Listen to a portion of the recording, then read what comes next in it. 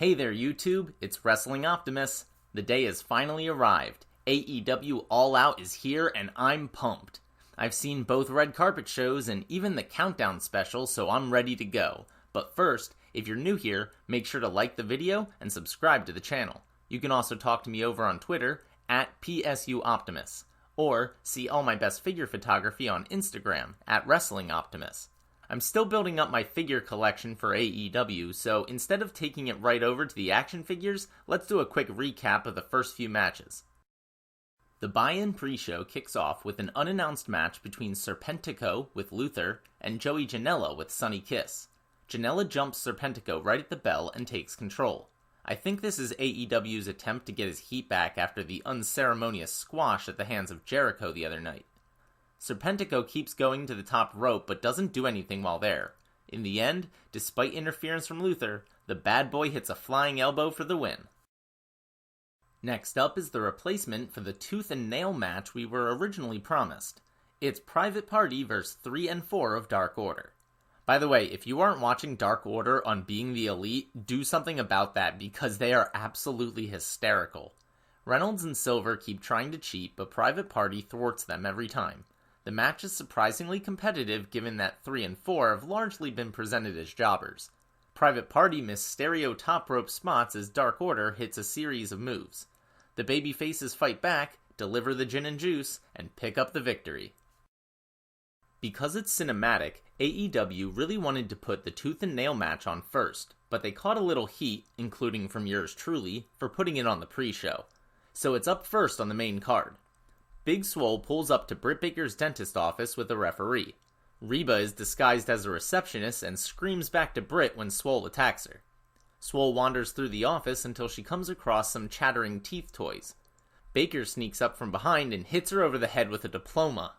Britt puts Swole on an exam chair and tries to extract her teeth. They fight into a parking lot and onto Britt's golf cart. Reba joins in but ends up in a dumpster. Back in the office, Britt screams, "This is my world, I'm a dentist!" She tries to use a fucking drill, but misses and lodges it into another chair. Reba hands her a syringe that's clearly empty, but commentary claims it's Novocaine. Swole forces it into Britt's leg though, which becomes kayfabe paralyzed. She gets Baker up onto the chair and straps a gas mask to her face. Within seconds, the doctor is out cold, and Big Swole is your winner. This was a great way to kick off the pay-per-view. Lots of action and comedy, plus, by putting it on first, the cinematic nature of it doesn't disrupt the flow of matches later on. Up next is the tag team match set up on Dynamite this week between the Young Bucks and Jurassic Express. The Bucks' attitude and fighting style remains aggressive and borderline heelish like it was on Wednesday, as evidenced by when Matt Jackson begins threatening Marco's stunt. When Luchasaurus comes in, the Bucks have to use teamwork to overcome his power and strength. At one point, Matt executes a series of Northern Lights suplexes on Jungle Boy, only to botch the final one that was supposed to send them to the outside. He recovers though, and hits one more suplex, sending his opponent over the barricade. When Jungle Boy goes to make the tag, Nick superkicks Luchasaurus and stands on the apron in his place, mockingly telling Jungle Boy to tag him. Marco takes Nick out behind the ref's back, allowing the dinosaur to finally get the hot tag. We see an incredible sequence with all the flips. The Young Bucks attempt a Meltzer driver, but get taken out with a spinning chokeslam and Spike Hurricane Rana respectively. Jurassic Express hits the extinction level event, but it's broken up at 2. Luchasaurus dives to the outside and takes out most of the AEW Dark roster, but not the Buck he was aiming for. While he's gone, the Bucks nail a Superkick party and a BTE trigger to get the win. Now it's time for the Casino Battle Royale. Strap in, folks. We begin with Trent of Best Friends, SCU's Christopher Daniels, the Inner Circle's Jake Hager, The Blade, and Rey Fenix. Not much happens and no eliminations. The second group consists of SCU's Frankie Kazarian, Big Will Hobbs, Chuck Taylor of Best Friends, and somehow Santana and Ortiz of the Inner Circle at the same time. Will Hobbs makes the first elimination, taking out The Blade, who's quickly followed by Christopher Daniels. Group 3 is Billy, Penta El Zero M, both Ricky Starks and Brian Cage of Team Taz, and Darby Allin, who gets the biggest crowd pop of the night, including a chant. Darby eliminates Rey Fenix, with Chuck Taylor not far behind. Shawn Spears leads out the third group, but heads over to commentary instead of the ring. Eddie Kingston and the Butcher come out together, then Sonny Kiss, and finally Lance Archer, who flips into the ring taking out 3 guys. Sonny eliminates Jake Hager before getting eliminated himself. Up on the ramp, Tully Blanchard hands Shawn Spears his loaded glove, but he still doesn't get in the ring. Trent outsmarts Santana to eliminate him before getting eliminated by Ortiz. While he celebrates, he's eliminated by Lance Archer. The Joker card final participant is Matt Sydal, the former Evan Bourne. He's an indie guy I'm not too familiar with, but he's got major Dolph Ziggler vibes. Commentary says he's a high flyer, so he goes straight to the top rope, only for his foot to slip and him to eat it hard. I feel so bad for him. This was his debut as the featured man, and he botches the first big move he tries. Kaz eliminates Pentagon, then gets eliminated by the Butcher. Darby stuns Brian Cage, then eliminates Ricky Starks. However, Starks goes under the ring and pulls out a body bag and hands it to Cage, who fills it with thumbtacks. He puts Darby in it and power bombs him onto the steel steps, eliminating him from the match. Matt Sydal eliminates Shawn Spears, so much for that glove, then gets slammed into the thumbtacks by Big Will Hobbs. Lance Archer squares off with Brian Cage in a brief monster battle. Hobbs pulls Cage onto the apron where they're both eliminated by Archer. Sydal eliminates the Butcher, then eats a blackout from Archer. When he's tossed onto the apron, Eddie Kingston eliminates him. Lance and Eddie are the final 2. Jake Roberts tries to scare Eddie with a bag of snakes while Butcher and Blade return and attack Archer. Eddie bites Lance's ear, but eventually gets thrown onto his friends. Your winner and new number 1 contender is Lance Archer. Ugh, I was torn between these 2 in my picks and went with the wrong guy. Anyway, I don't know what you want me to say. This was nuts. Moving on. We cut to the Jacksonville Jaguars Stadium, where Matt Hardy is screaming for Sammy Guevara to come out. Instead, he slowly pulls up in a golf cart with a crossed-out picture of Matt on the front. Sammy crashes the cart after a quick chase, and the 2 begin brawling in the concession area. They get on a scissor lift, and Matt gets slammed through a merch table, hitting the back of his head on the concrete. Ref Aubrey checks on his now motionless body and throws up the dreaded X symbol. Sammy keeps fighting though, and I figure this is all a work.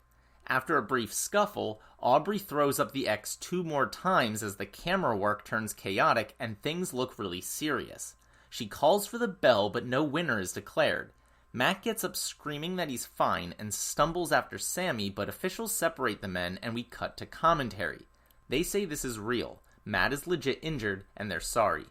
I've seen both Tony Schiavone and JR forced to handle real life from the commentary desk. Most famously, JR had to make the announcement that Owen Hart had died live on a pay-per-view, so I could tell at least part of this was a shoot. Suddenly a voice on the loudspeaker says there must be a winner, and they start fighting again. This is some Hunger Games shit. Sammy climbs up some scaffolding with Matt in tow, as commentary puts over how dangerous this all is. At the top, Hardy punches Sammy, causing him to fall down onto a massive crash pad. Aubrey counts to 10, and your winner is now a very broken Matt Hardy. This is why I really hate when AEW plays off the fans' knowledge of the X symbol. It becomes a boy who cried wolf situation. I know they want us to feel genuine sympathy and concern for babyfaces like Matt, but that's not the way to do it, because when something like this happens, it becomes more unsettling than entertaining, as the audience tries to figure out what's real instead of suspending their disbelief. But maybe I'm just being sensitive. Later on in the night, Tony Schiavone apologizes to the audience, saying that Matt was cleared earlier by doctors before proceeding with the match. But that just tells me their concussion protocols failed. After the show, Matt was rushed to a hospital with a concussion. This was scary, and I hope Matt is okay. In a first ever meeting, the NWA World Women's Champion Thunder Rosa takes on Hikaru Shida for the AEW Women's Championship. This is a great match, spitting in the face of the narrative that AEW can't do women's wrestling, although I concede that it took another promotion's wrestler to bring that out. Thunder Rosa's trash talk is an interesting contrast with Shida's stoic silence. Shida sets up a chair to use as a launch pad on the outside, but Rosa uses it first and sends Shida into the barricade. We see some of Thunder Rosa's submission skills with a hanging pendulum spot. After some knee strikes, Shida applies a stretch muffler to show she can grapple too. In the end, Hikaru Shida hits a backbreaker and a Shining Wizard to retain her title and defend the AEW Women's Division. Kip Sabian and Penelope Cruz are backstage where they announce that they're getting married. But it won't be just any wedding, it's going to be a wrestling wedding, live on an episode of Dynamite. This coming Wednesday, Kip will announce his best man. Then, they take a swipe at WWE by plugging their Twitch stream with a caption that reads, "This message has been approved by All Elite Wrestling." Wow. In 8-man tag team action, Dark Order takes on the Nightmare Family and Friends. Dustin comes out in some awesome new blue face paint with matching blue bodysuit. The action figure king Matt Cardona comes out in a sick silver vest. They charge the ring and we get a pre-match brawl. Things settle down as QT Marshall gets teamed up on by the heels. Cardona gets the hot tag and gives a reboot to Cabana. Mr. Brody distracts the ref as Anna Jay appears and tries to slap Scorpio Sky. He avoids it so Brandy can hit Anna Jay with a big boot to the face. Stu, Don't Call Me Dick Grayson, has to restrain his female compatriot.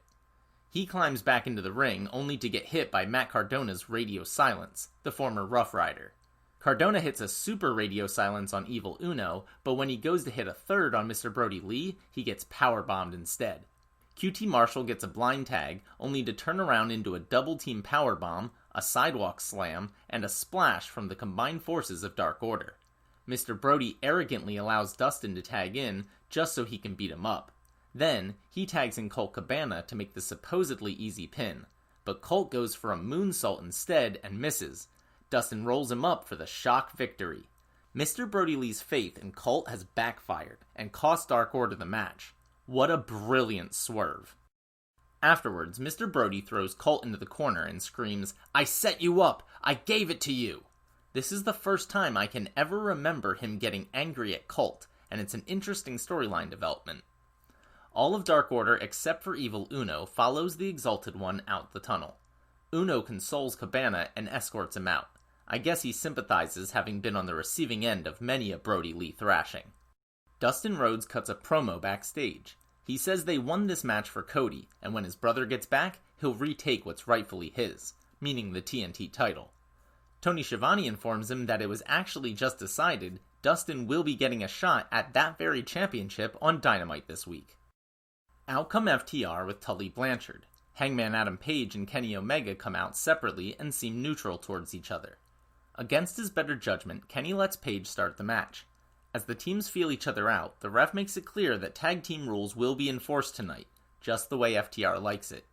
Throughout the match, FTR exploits their knowledge of the rules and how to bend them. They use ref distractions, manager interference, and quick tags. Meanwhile, Omega and Hangman exploit their knowledge of wrestling moves. It's clear they're the superior fighters, but FTR are the better team. Omega accidentally knees the turnbuckle and FTR begin to attack the leg.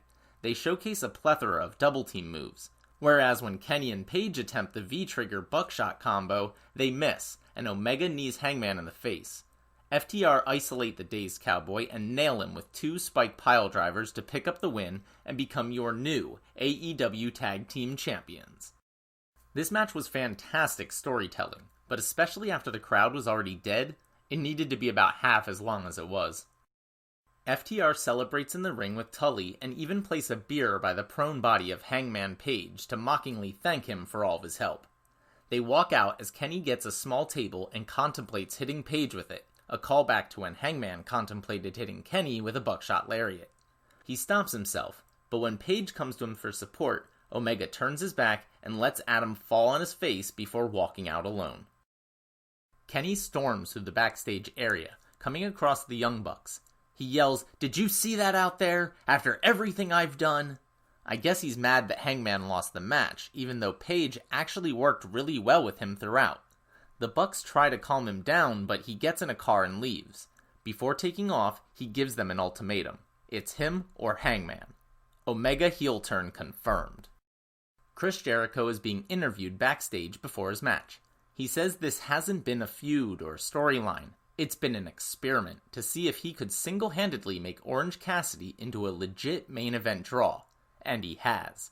It was a success, but tonight, Orange Cassidy will find out that Chris Jericho makes main event stars, and then he ends them. Tonight, the experiment ends. It's time for the Mimosa Mayhem match. There are actually pools of mimosa on either side of the ring, rather than one big vat. Commentary clarifies that this is no DQ, and a wrestler's entire body must be submerged in the mimosa for it to count as a fall. You can't just dunk a limb. By the way, it's so great hearing a crowd sing Judas during Jericho's entrance again. As the match begins, Orange immediately rushes Jericho but gets hit with a codebreaker. Jericho flips off the fans as he lays in some heavy chops. They brawl around the first pool of mimosa, then around the outside over to the other pool. Jericho tries to powerbomb Cassidy into the vat, but turns around and puts him through a decorative table instead. He finds his bat, but catches a super kick when he turns around. Orange shows off his balancing skills while teetering on the edge of the pool. Throughout the match, Jericho expertly counters all the moves and tricks we've seen Cassidy pull on him before. This is brilliant psychology, showing that he isn't taking this lightly anymore, and he's scouted Cassidy's moveset. Orange gets out of the walls of Jericho by throwing a glass of mimosa in Jericho's face. There's a few pointless near falls until Jericho gets caught hanging on the ropes. Cassidy delivers an orange punch which sends Jericho flying into the vat of mimosa and gives the freshly squeezed one the victory. Personally, I loved this match, although it went a little bit too long, which was a theme for the night. I'll also say, despite the live audience and wrestlers around the ring, it was really quiet. As in, it sounded like an episode of Dark, not a pay-per-view. That definitely took away a lot from the overall atmosphere and may influence people's perception of the match. This was actually a problem for the entire second half of the show, but I'll discuss that later. MJF comes out in an obnoxious Burberry robe. Moxley takes forever getting to the ring and almost gets attacked by a fan. Surprisingly, commentary acknowledges this. I like that Mox goes through the crowd, but he really needs to start doing it quicker. True to his word, MJF forces it to be a traditional wrestling match. Every time Moxley tries to take things to the outside, MJF just stands back and refuses to follow. The camera catches the new number one contender, Lance Archer, looking on from the stands. Frustrated, Mox throws MJF outside, hits a suicide dive, and hangs him up on the barricade. Back in the ring, MJF attempts some chain wrestling, but it's not great. Not sure if that's on purpose, though. He works over Moxley's arm. On the outside again, Moxley catapults MJF into the ring post, and holy smokes, we have a gusher. Mox goes for the paradigm shift and has to stop himself because of the stipulation. He tries other moves, but can't pull them off because of his now injured arm. Eventually, he hits the Gotch piledriver for a 2 count, then starts biting MJF's face in retaliation for what happened on Dynamite. They exchange strikes, but Moxley is literally a one-armed man in a face-punching contest. MJF locks Moxley in the salt-of-the-earth armbar for a while to do further damage. Later, he utilizes a couple of ref distractions to cheat his way to an advantage. He hits a crossroads to mock Cody, and then Wardlow throws him the diamond ring while distracting the ref, but MJF can't catch it. Moxley takes advantage of the distraction and hits the paradigm shift to win and retain his world championship. I liked that. MJF lost because of his own incompetence, so he can't blame Wardlow. However, Moxley technically used his banned finisher, so if Max complains about that, this feud could continue. Much of the fanbase seems ready not only for Moxley's reign to end, but for MJF to have a chance at being the top star. This ending sets that up, should AEW choose to go down that path. Otherwise, Moxley survives to take on the next challenger.